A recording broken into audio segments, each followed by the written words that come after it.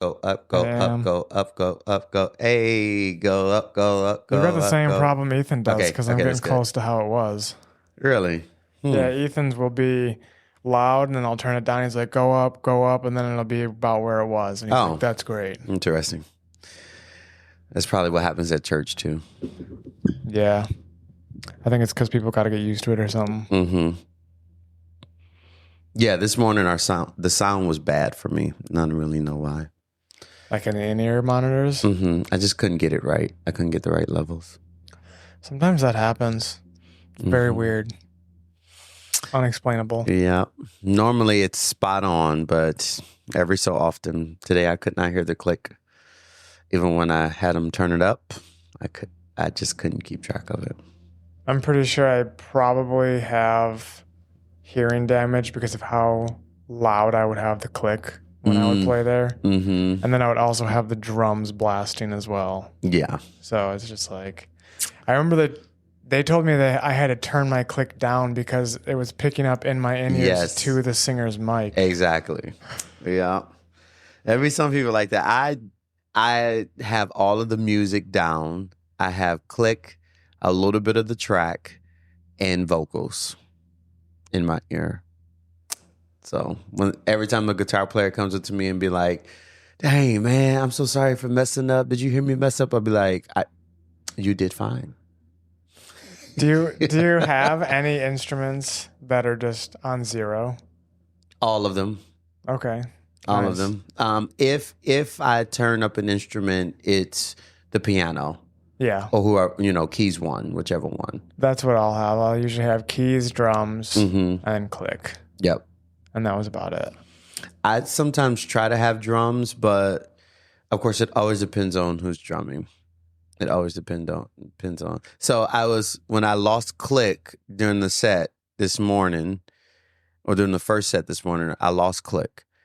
And so I was just going with drums. Yeah. But one of the hits were off.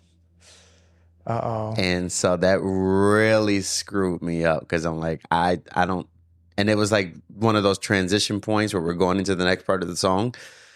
So it was crazy.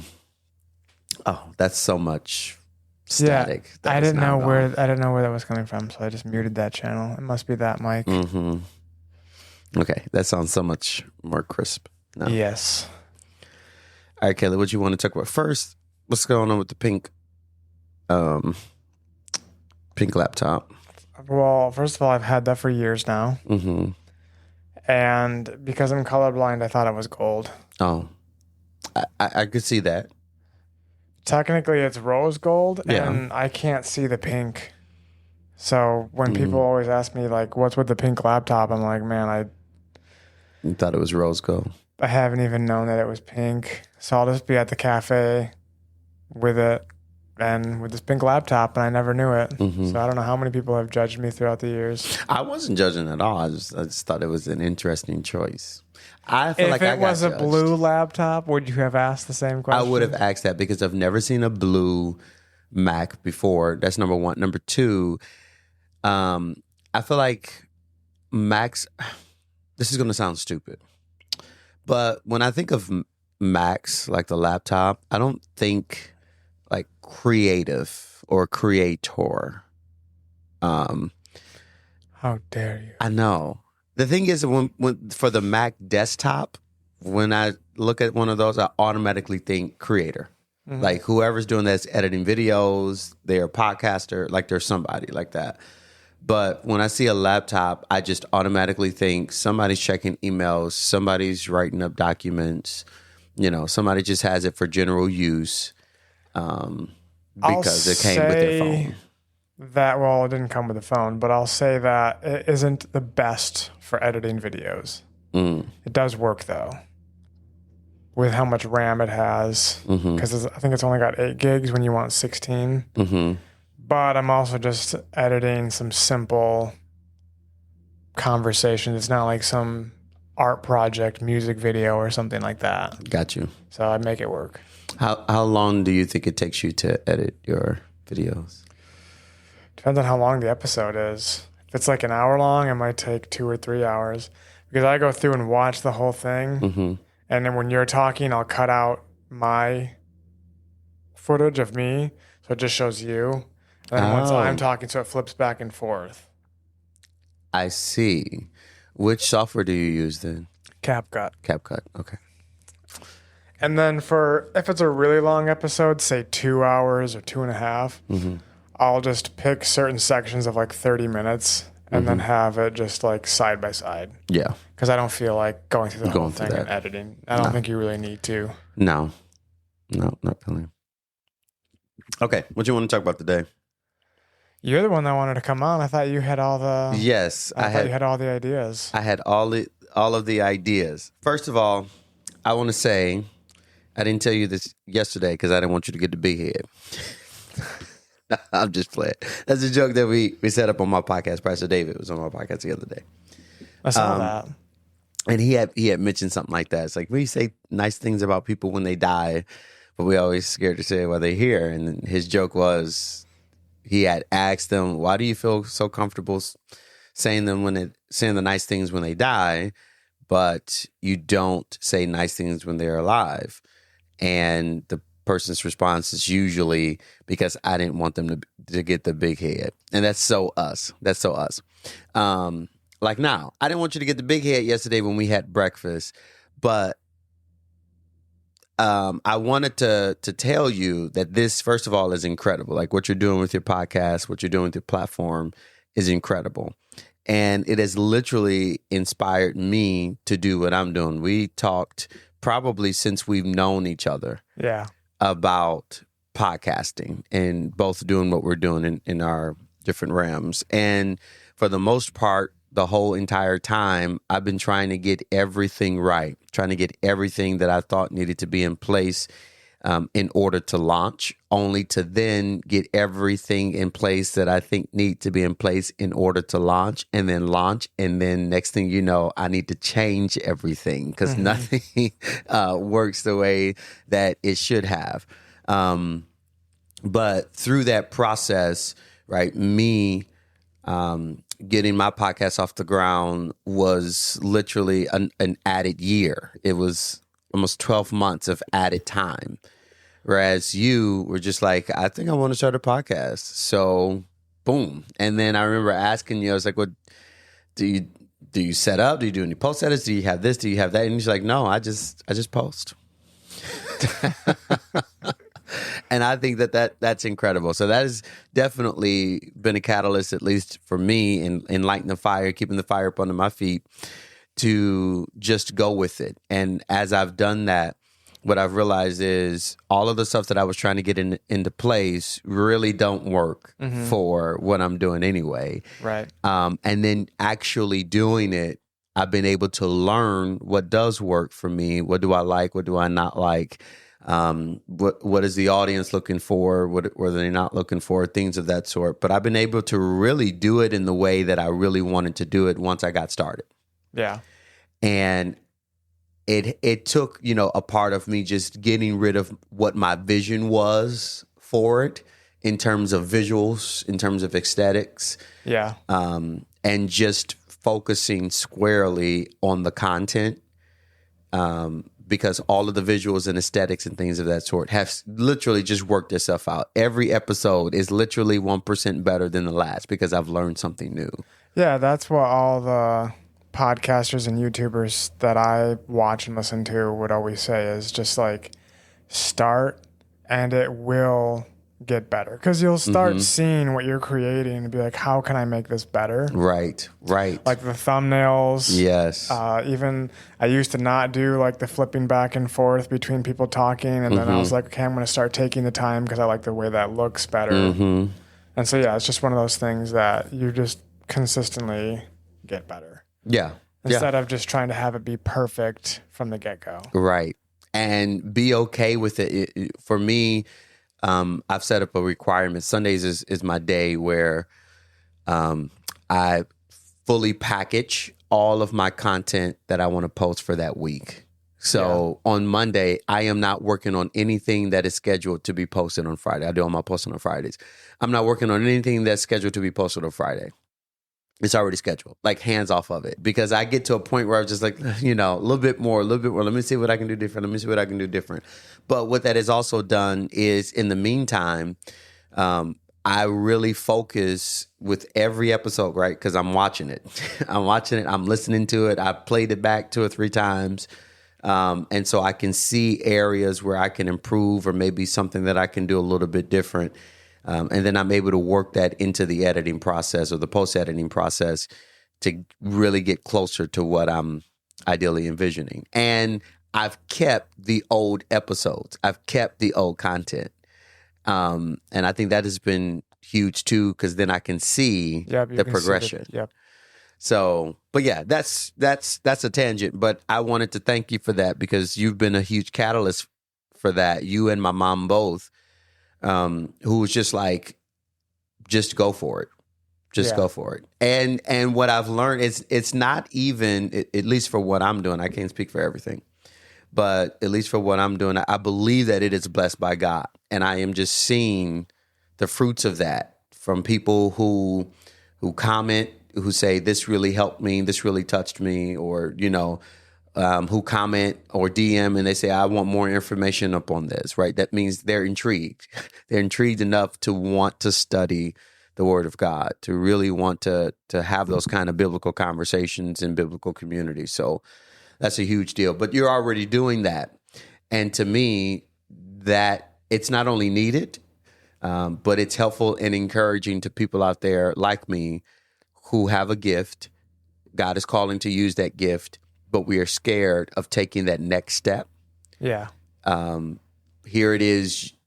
You took the step after step after step after step. And your podcast focuses more on talking with musicians and worship leaders specifically, right? Right. So Okay. I'm a worship leader. And so my podcast really centers on being a creative well for worship leaders and creatives, that is. Mm-hmm. So creatives, anybody who is doing anything, Christian related in the Christian space, because I think we all need to be poured into. I like to put it like this, and since this is a Christian space, I can use this term. I believe that my assignment right now is to the Levites. My assignment right now is to serve those who are serving. And I believe that God has equipped me to be able to do that. And so my podcast, from the devotionals every week that drop to upcoming podcast segments like Mic Drop Moments, I told you about that yesterday, where I'm explaining how Scripture defines our worship and what our worship should look like based on Scripture. A new podcast segment also coming out, Flip That Verse. So I'm taking verses or passages of Scripture that we misquote continuously.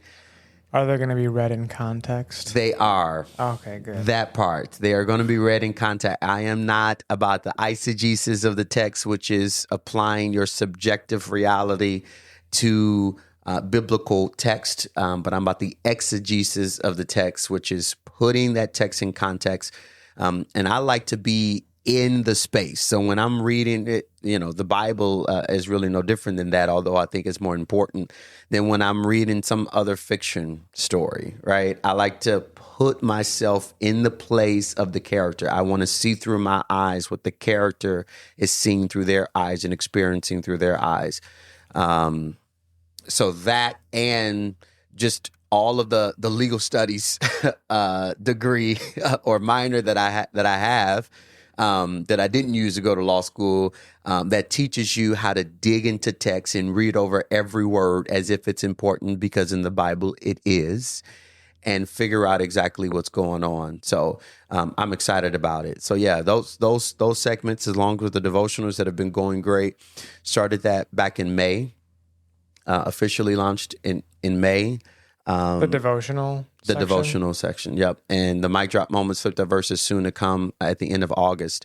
But yeah, it's been going really, really great. Over 50,000 eyeballs have seen content that I put out. And I expected, and I would have been perfectly fine with 500.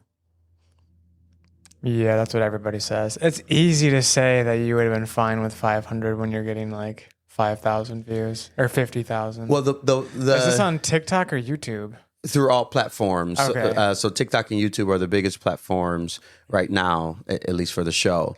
Dude, we could be honorary members of Gen Z because we're popular on TikTok. We could be.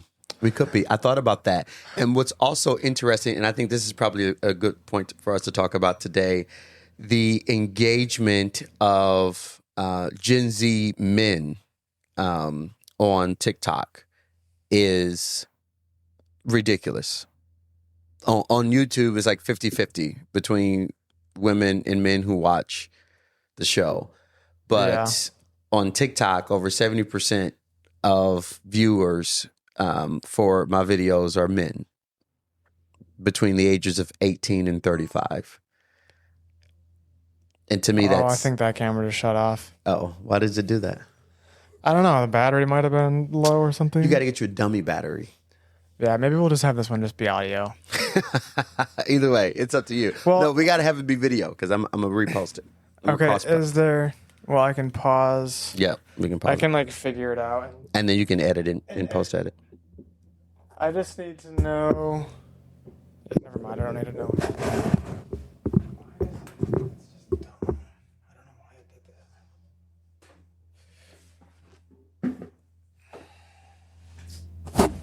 I charged it before you got here and everything.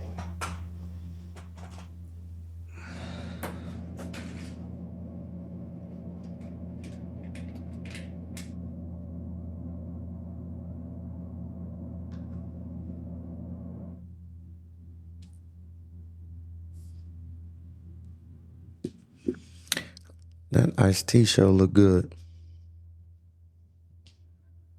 I could just move this one so that we're both in the shot. The phone. It's up to you. It's your podcast. Because this one's going to have to charge. Oh, it's one of those. Yeah, you got. Well, I guess it can run on a dummy battery, right? With it plugged in, can it record like that? Yeah, it can record when it's plugged in. It's just, okay. It must have been. That's so weird to charge it for like an hour. An hour? Is it shooting in 4K? No.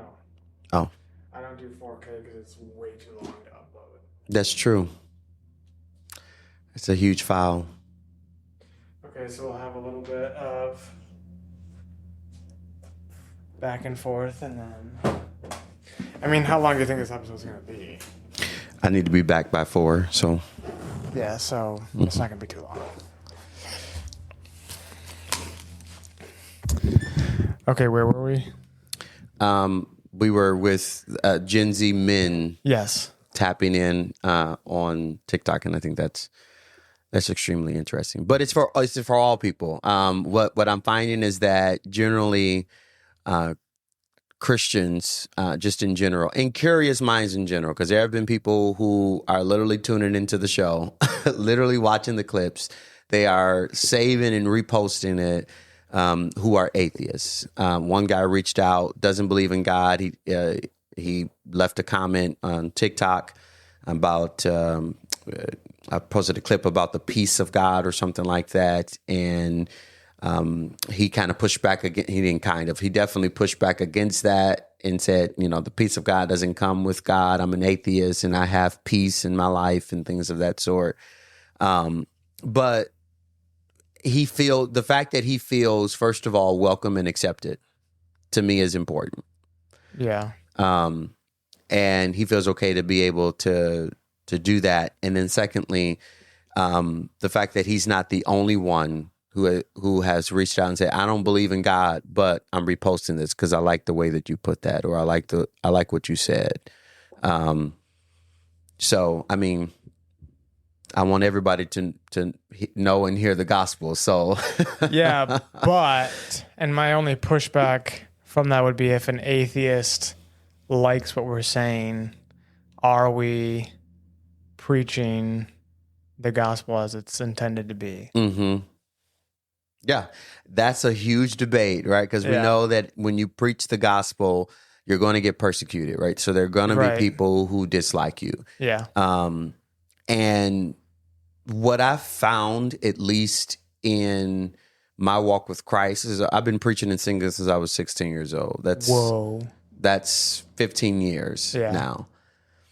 What I have learned is that it is actually the church that can be the most disinviting place for spiritual development. And that's counterintuitive because the church is supposed to be the central place for spiritual development. And here's what I mean by that. Only in the church have I ever received no's and sit down notices and disinvitations based not on a theological difference, but based on an external habit.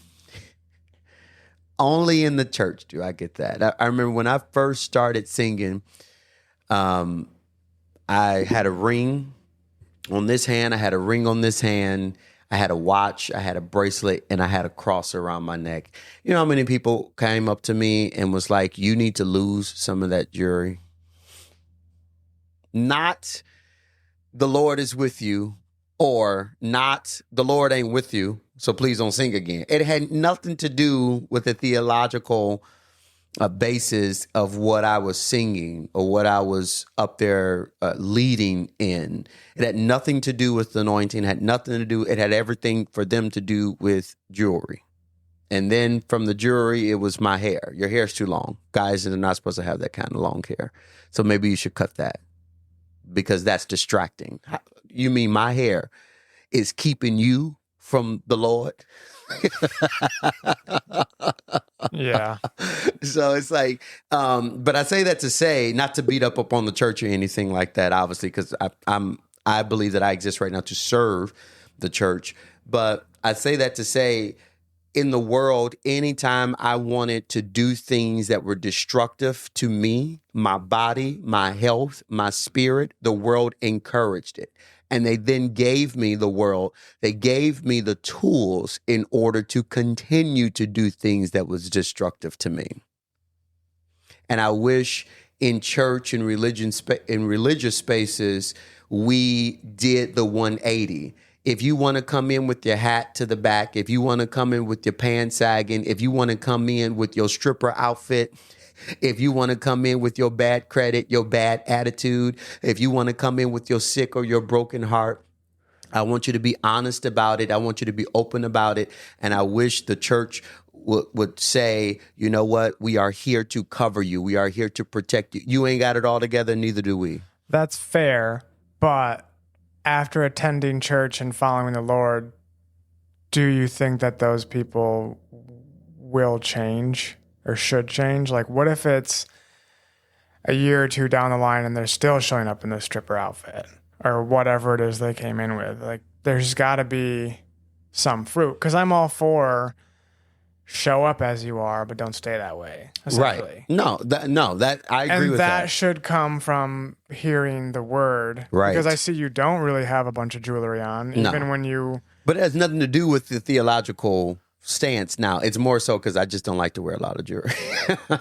Right. But do you think that over the course of time, like hearing the word and following Christ, maybe it was like, hey, maybe I should just kind of give this up because I don't really need it. It is maybe a little bit flashy. You don't think so? No. I do believe in where you're going. With my specific instance, there's nothing in the Bible that preaches for or against men wearing jewelry. I'm not saying that there's anything against men wearing jewelry. I just think that sometimes it can come off as flashy for anybody. Right. So that is, for me, what I've learned to avoid.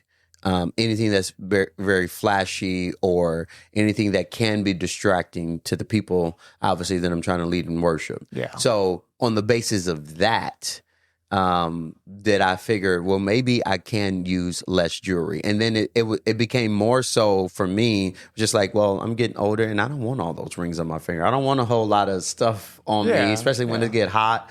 That's just not me. Now, if that's, if that's you, that's you. But for me, at least. But I will say, to your point, yes, you go to church, you come as you are, but you should not leave the way you came. That a relationship with God, and that's the important thing, relationship. God is not just after your habits. He's not after the things that you show other people. Right. But God is after your heart. And it's after a genuine heart change that your habits then start to change. And what we do in the church, because we cannot see your heart, but we can see your habits, that's what we tend to focus on. And I mean the Big C church. We tend to focus on what your habits are.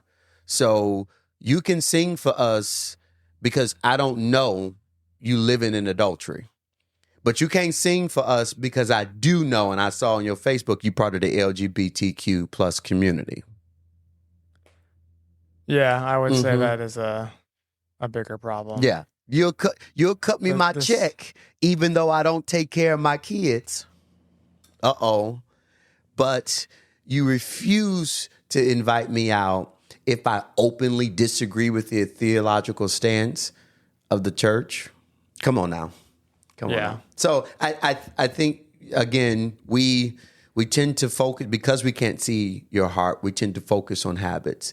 But to your point, God will change your habits. But it first starts with a personal relationship with Christ that changes your heart. And then you won't have a desire to do. You would desire the things of God. You would desire a relationship with God. And then anything that gets in the way of that relationship between you and God, those are the things that you will start not to desire. And to me, that's important. I think sometimes you still do desire them, but 100%. You just know that they're wrong now, and it's just like kind of a struggle. The one, I think, well, I love God, obviously, for many reasons. There's one thing about God that sometimes I just don't like, if I can be honest. I can be fully open and transparent and honest.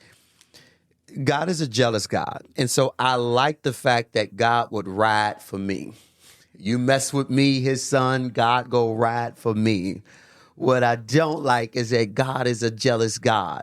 So then anything that I put between God and I, any house that I built that tries to keep me from the eyes of God, just like God would ride for me against somebody else, God would ride for me against myself. He will tear down the statues that you build. He'll get rid of the houses and the boards that you try to put up between you and God.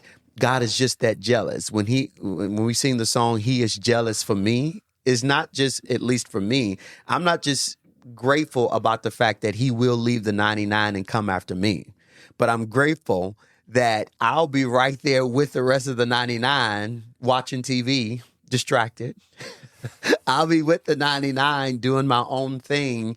And God is so jealous of that He's willing to chastise me and say, no. And if need be, He's willing to remove whatever it is that I try to put between Him and I.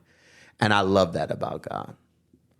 Yeah, I was just going to say, if God's the creator of all things and He knows where we are most satisfied at, and that's with Him. Mm-hmm. So the jealousy thing might not be so bad in this case. No. It has definitely worked out, because I can tell you that there are some opportunities, there's some doors, there's some relationships that I would have walked right in because it felt good in the moment and I thought it was good. But then that opportunity, that relationship, that door became my idol. And how many times have God removed those idols out of my life? I realized the past maybe 3 to 4 years, maybe even 5 years, this season of my life has all been about idols. And we don't think that idols are what we create. We usually think that idols is the golden calf. Yeah. We think that idols is the thing that I call God that is not God.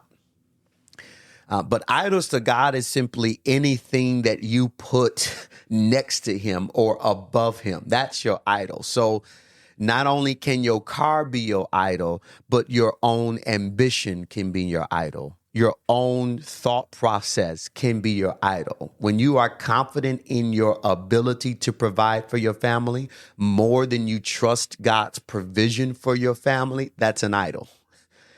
and God will show you who's God. At first, he will warn you. First comes a warning. And then comes destruction. Comes a reconciliation moment or an opportunity for reconciliation. Like, you've got to learn how to take that. But anyways, I don't know how we got up on this topic, but this season has been a season of idols for me, where God has been getting rid of those. So yes, through a personal relationship with Jesus Christ, your heart will be exposed. You cannot look at a holy God and not see the unholiness and unworthiness in yourself. Right. And so that will be exposed. And as you build your relationship with God, he will change your habits. But it is not up to the church to change your habits. So yes, if you showing up to church a year later in your stripper outfit, it is what it is. The question that I have is, have you built your relationship with God? Now, I can know the fruits of that because I can clearly see that. Right. But, there was actually one. Do you think that after time, the church should hold people accountable a little bit with that? I think, like, hey, we noticed that, you showed up with this drug problem, and a year later you still got this drug problem. So what's going on here? Yeah, no, I think there has to be a community of people to walk alongside and actually do life with people. There was one, before I touch on that, there was one girl back in Detroit. I'm born and raised in Detroit. So there was one lady back in Detroit, and she was a prostitute. She came into the church, she got saved, and she got saved in the same outfit that she was wearing out up on the streets. And she was coming to church week after week. I mean, Sunday after Sunday. She was coming to church. And all of a sudden, some time went by, and everybody like, well, why is she still wearing her prostitute? Like, the Lord ain't doing nothing in her life. Well, it literally just took somebody walking her to the side and asking her, hey, what's going on? Why you still got your prostitute outfit? And you know what she said? She said, these are all the clothes I got. It wasn't that she didn't want to change. She said, this is all I got.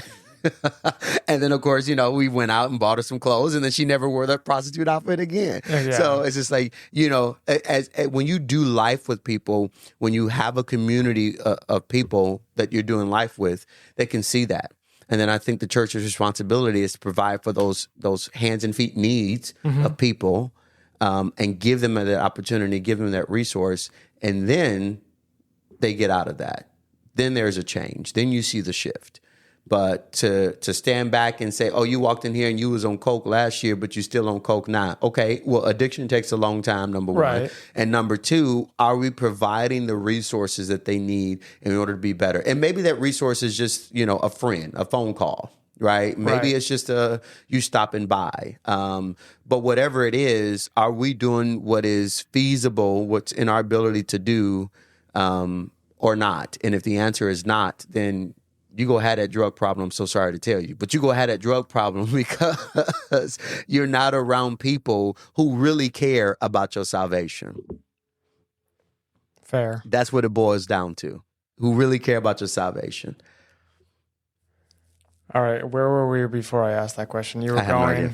You have no idea. Oh, no. No. No idea. But yeah, we were talking about people being changed by Jesus and having a heart for change.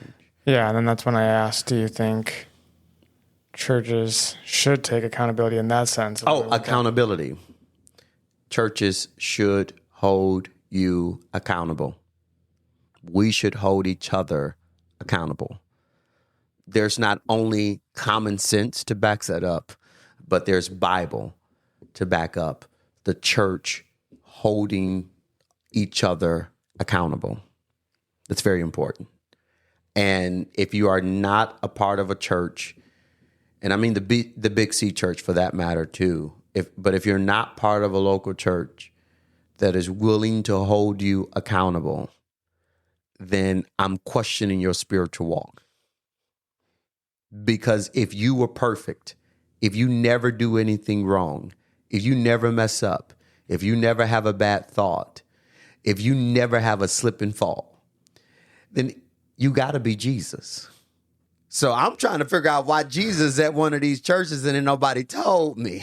You must be the Messiah if you ain't never fallen short of the glory. And if you don't have people around you who are willing to hold you accountable, not talk about you, not dog you out, but to just hold you accountable, then I really question your spiritual walk. To that point, though, we got a lot of people who go to church and there is a fear really with the people that you go to church with. Because the Big C Church, we don't like to hold each other accountable, but we like to point out each other's flaws and mistakes that makes us look better. I'm not going to talk about the fact that I lied when I can easily talk about the fact that some pastor in North Carolina got caught with the 13-year-old girl. Well, that's the juiciest story. I'm not laughing at the story. I'm just laughing at the way you're telling it. Because that's how it is. If we spoke plain English with each other sometimes, I don't speak plain English, I speak Ebonics. Right. But you know what I mean. If we spoke the facts to each other just like that, then that's how every conversation would go. We would have to get up and preach. I'm not going to talk about the fact that I slipped up, that I sinned this week, because I want to talk about this bigger sin about this person cross town, especially if they're a pastor, especially if they're a worship leader, because I want more people to come up in here. And the only way people come up in here and see me as valid is if they see you as invalid. So I'm going to do everything in my power to make sure that your sins are properly exposed. But we don't like to hold each other accountable. We just like to expose other people, which is why, right, if we ever notice, every time we hold somebody... But it's so much easier to expose other people. Yeah, and it's a lot more fun. Yeah. You get a lot more views. People, we love the conversation. There's a lot more engagement when you are exposing people than it is when you are holding them accountable. Mm-hmm. So I understand why. I mean, I'm a Christian. I love the Lord, and the Lord be having to work on me because I will watch The Real Housewives. I'm just being honest. Shame. I will watch Love and Hip Hop. Bigger shame. And I will be up to date on everything that's going on Love and Hip Hop and Real Housewives of Atlanta. I know what's going on. Now, I don't know who died around the world. I didn't even know Ozzy Osbourne died the other day. Yeah, that's just like everybody's obsessed with that. Yeah, I had no idea. Billboards and everything. I had no idea, but let me tell you what's going on Love and Hip Hop, though. So it's like, you know, we don't like to hold each other accountable. We like to expose other people. And we get the views, we get the clicks, we get the ratings, we get the people applauding us for exposing. But if you ever notice, anytime a Christian pastor or worship leader is exposed in the name of holding them accountable, we never actually bring them back in the fold. Like, once the pastor done slipped up and then had an extramarital affair, he go always be a cheater and he can't never preach to us again. Well, he should more than likely stick to the congregation for a while. Yeah, I mean, that's what I would say. You can sit down for a while so you can get your life right, get your family right. But then the wife be done moved on, God be done moved on, kids done forgot about it. He ready to preach. It's been 20 years and we still hold that over his head. Shame on me because I don't know the verse by memory, but there is one that says pastors should be above reproach. You got that right. So like they shouldn't have like a scandalous background. Absolutely not. Like me personally with like my whole life, I would not want to be a pastor. No, me neither. Being a pastor does not sound like a fun job. My point is though, having the room and the opportunity to forgive people. Now, I'm not saying that once you slip as a pastor, you got to be a pastor again. That's not what I'm saying. What I am saying is I am not going to miss out on what God is pouring out from you because you are human. Yeah. But sometimes they do preach absolute heresy. Like, come on, Kenneth Copeland, let's be real. I mean, yeah. If you're, yeah. You know, for a long time. There's some that are just like say something dumb and it's like, okay. But there's other ones that like we do need to be warned about. Yes. Because there's a lot of people who are following what they're saying who are believing that this is Christianity, and it just simply isn't. It's not. It's not. And it's repetitive. So that's different. Like if you got a remorseful heart, a repentant heart, that's different. Yeah. You could be held accountable. We can cover you and we can bring you back into the fold. But if your sin is exposed, but then you double down upon that and then you continue to grow from that and then everybody else becomes wrong because you're wrong, that's different. Mm-hmm. Yeah, no. You're not. We're trying to hold you accountable, but there's no remorse. There's no remorse for heart. I almost... Don't let me get up on the tangent with that. But that's the reason why I ain't going to name no names, but somebody that we all know who is in high public office, that's why they are hated as much as they do. It ain't got nothing to do with their policies. It ain't got nothing to do, well, I guess it does sometimes have something to do with their policies. But it's more so there's no remorse. And it's like, yes, I've been caught in a lie. Yes, I've been caught wrong, but I'm not sorry. And what I said is true, although, we all know it's a lie. But what I said is true anyway. I don't think you could be more obvious as to who you're talking about, but... I mean, if the shoe fit... If the shoe fit, tied up and put it on. Oh, man. Oh. Side note, unrelated. Release the Epstein files. Yeah, see, I knew it. I agree, though. That was on our last episode. Mm-hmm. What's going on with that? You're supposed to know more about it than me because I don't follow the stuff. You're supposed to know about it. I don't follow a lot of politics either. I've followed that story a little bit, but there's a lot of conservatives calling that out. Yeah. About how they're not releasing it. I mean...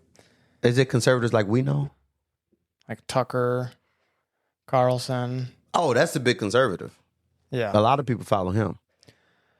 Trump not going to be happy about this. Mm-mm.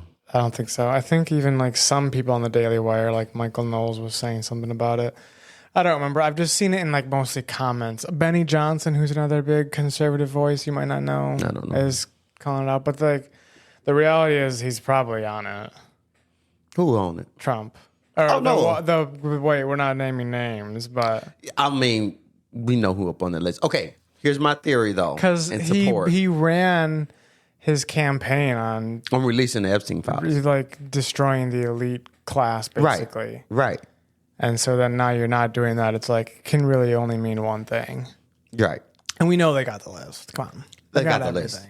They got the list. They've been telling us about this list. They done hyped it up. I was so prepared for it.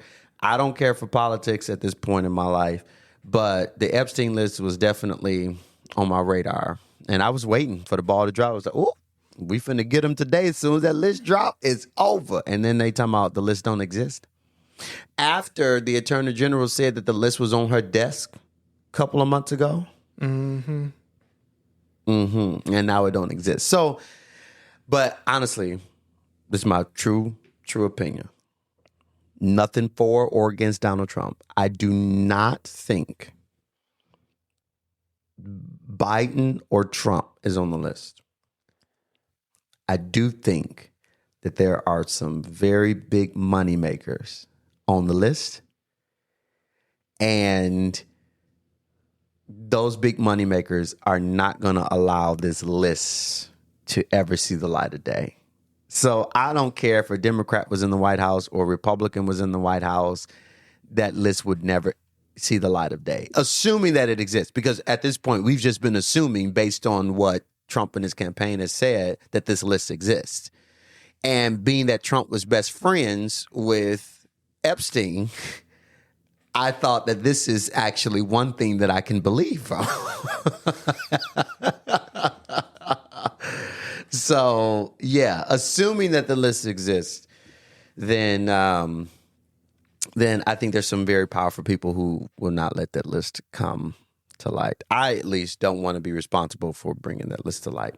And that's all I'm going to say about that, because I don't want to have a mysterious car accident. Yeah, neither do I. Mm-hmm. Okay, last question that we can end this on. Doesn't have to be a long answer. Mm-hmm. I'm going to give you a long answer. I know. That's why I said doesn't need to be a long answer, so that it will be shorter than... Okay. Well, actually, it's up to you because you're the one that has to go. Do you believe that people can get to a point in life where they no longer sin? No. I think the stereotypical thought, or I shouldn't speak for everybody. For me, at least, when I see older folks, especially in the church, they've been serving Jesus a long time, I automatically think they don't sin. Mm-hmm. Like, they ain't got no sin in their lives, they ain't got no sin in their heart. But I don't think that there is a point where you are completely free of sin. I do think there is a point in life, maybe later in life, where you are not as tempted as you were when you were younger. But I don't think there's a point where you just don't do. And then I also think it has to do a lot with both capabilities and friends that you are around, or the people that you hang around. Right. Because I remember in college saying, I'm never fornicating again. And then as soon as I matched with somebody, I was fornicating. And after that, I was saying, I'm never doing that again because I want to follow Christ. And then the people that I'm hanging around were saying, oh, that's all right. It's not that big of a deal. It's not that bad. But I think as you age, especially when you are a Bible believer, when you are walking with Christ, and you do life with a community of people who walk with Christ, who can then hold you accountable, where your conversation, your meditation is on Christ, I do think you get to a point where the temptations are not as great as they were. But no, I don't think that you are just out existing on a whole day and you don't sin. Fair enough. I think if you pray for repentance just before you go to sleep, and then, you get all that out the way, and then you get up in the morning, you do it again, you have devotions with God, and then you go to brush your teeth. I think at that moment, when you're washing your face and you brush your teeth, you can say, I've been saved all day long. But by lunchtime, you probably had to repent it again. Okay.